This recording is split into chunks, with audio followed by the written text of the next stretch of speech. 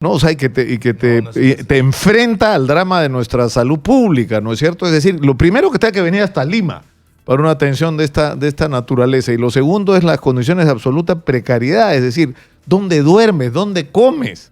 O sea, debería haber mecanismos para resolver. Entonces, ¿qué es lo que pasa? Que las ineficiencias de nuestro sistema estatal se resuelven muchas veces y gracias a la solidaridad de la gente, ¿no? Este niño en Huancayo ya estaría enterrado, ¿no? Pero por Porque supuesto. al papá ya le habían dicho no se puede hacer absolutamente nada. Ya le habían sencillamente señalado que no se puede hacer nada. Absolutamente nada. Ha sido por un golpe de suerte, que por lo menos están haciendo un trabajo y un esfuerzo para ver si le pueden salvar la vida a este pequeño de 4 años. Estamos en los estudios Exitosa con el señor Fernando Ochoa. Él es alcalde de Ajomarca. Ajomarca es un lugar emblemático de la tragedia que vivió nuestro país, porque ahí ocurrió una terrible masacre que fue exactamente un día como hoy, ¿no? Bienvenido, Buenos días. alcalde. Bien, Nicolás, Manuel, en principio agradecer la invitación y asimismo saludar la labor que vienen realizando ustedes, ¿no? Y efectivamente, un día como hoy, nuestra comunidad básicamente ha sido desaparecida, ¿no? 69 comuneros, entre niños, ancianos, han sido pues asesinados por el Estado peruano. Hace 34 años. 34 ¿Cuántos años. años tenía usted? Yo no, recién estaba en proyecto, ¿no? No nacía. No, ya en algo así, ¿no? Bastante Porque tiempo ha la pasado, lista, ¿no? la lista es increíble. Y con esto se inauguró el gobierno de García, ¿no? Pero por Efectivamente. supuesto, fue al Poquísimos días, comienzo tenía y ahí hubo personajes muy semanas, famosos, 2 semanas. Telmo Hurtado, ¿no es Que cierto? nos costó tanto traerle a Estados Unidos. Claro, ahora lo terrible ahí es que era una situación de violencia y era como el ojo por ojo, ¿no es cierto? Sendero realizaba un ataque, una emboscada, entonces el vuelto que se le daba era ir y atacar un pueblo donde se sospechaba había gente de Sendero. Pero, o sea, ahí murieron 30 niños, ¿no? Había 30 menores de edad. Dentro de las 69 víctimas, pues, estaban niños, ancianos, básicamente una comunidad inocente, ¿no? Entendemos de que en el camino haya habido actividades senderistas, qué sé yo, pero el Estado ha ido y ha arremetido con esa población. Los ha juntado a toda la comunidad y los ha metido en una vivienda, les han metido bala, les han metido fuego, lo han querido desaparecer en nuestra comunidad. Yo creo que sobre eso, pues, Ajomarca nos ha cambiado la vida, ¿no? ¿Cómo has cargado a Comarca esa situación? Manuel, ha sido un dolor, ¿no? que cargamos hasta la fecha. Es una herida que no ha cerrado, porque a 34 años Ajomarca sigue exigiendo justicia al Estado peruano. Aún con decir que muchos de esos cuerpos que posteriormente pues han sido exhumados para poder identificar, porque han sido enterrados en una fosa común. Fosa común. Exactamente. A la fecha, los familiares, los deudos, no podemos dar cristiana sepultura a esos nuestros familiares caídos, ¿no? Entonces nosotros pedimos pues de que ¿Pero se por qué? Porque complete no se ha terminado el proceso de de identificación. identificación, exactamente. Pero ahora con los procedimientos de ADN eso podría ser algo que se hace relativamente rápido, ¿no? Con este proceso se ha identificado 25 restos, ¿no? Falta 45, ¿no? En promedio. Y pedimos eso, ¿no? Pedimos al ministro de Justicia la atención inmediata, ¿no? Dado que es un caso, pues, que ¿hasta cuándo cargar con este dolor? ¿Hasta cuándo nosotros estar así con estas heridas abiertas? ¿Y los responsables están todos castigados debidamente o no? ¿Qué pasó en el proceso? Los principales líderes políticos, desde luego que no. Yo creo que empezando del expresidente Alan García, que cobardemente se suicidó, la historia le ha pasado la factura, se puede decir, ¿no? Pero hay personalidades que sí, Telmo Hurtado, uno de ellos, pues ha sido extraditado y está preso, pero también hay algunos que todavía pues son ajenos, ¿no?, a la justicia. Claro, porque lo que ocurrió, además fue tremendo ese caso, yo lo recuerdo, Manuel, porque se denunció este hecho y se trató de decir que no había ocurrido, que no era cierto, que habían sido los propios, pero había testigos y de repente los testigos empezaron a morir uno tras otro. Porque, o sea, no solamente fue la masacre de Ajomarca, sino el intento después de encubrir la masacre, ¿no? Y una vez más acá lo que ocurrió es que quienes tenían la responsabilidad política de empujar hacia una estrategia de ese tipo, ¿no es cierto?, no tienen ninguna responsabilidad, claro, ¿no? O sea, es como si ellos no tuvieran responsabilidad sobre los hechos que ellos generaron, ¿no?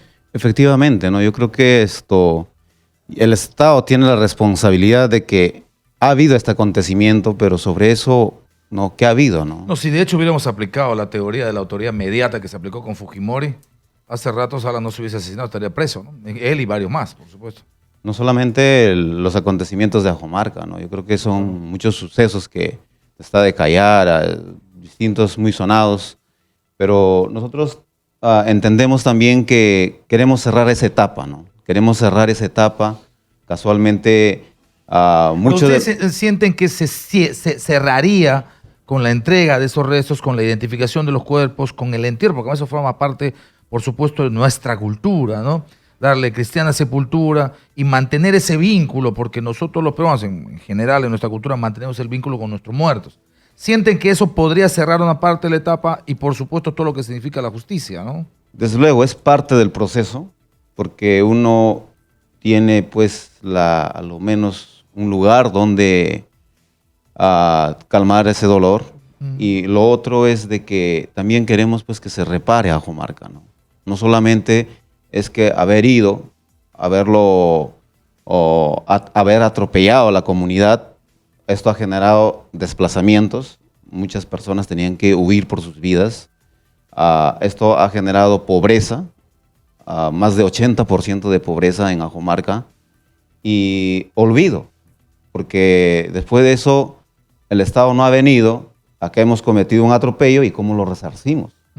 No ha ido a decir, pues, oye, y este pueblo, a pesar que desde Ajomarca se ha dado las voces al gobierno nacional, al señor Alan García, en reiteradas oportunidades, se ha llamado, doctor García, quito, usted tiene una deuda, pero no ha habido esa voluntad política del Estado de decir, pues, ¿qué hacemos con este pueblo? Y las condiciones sociales se mantienen, es decir, la pobreza. ¿No? Yo vengo a ser, los hijos, los nietos, pagamos ese costo social de nuestra población, ¿no?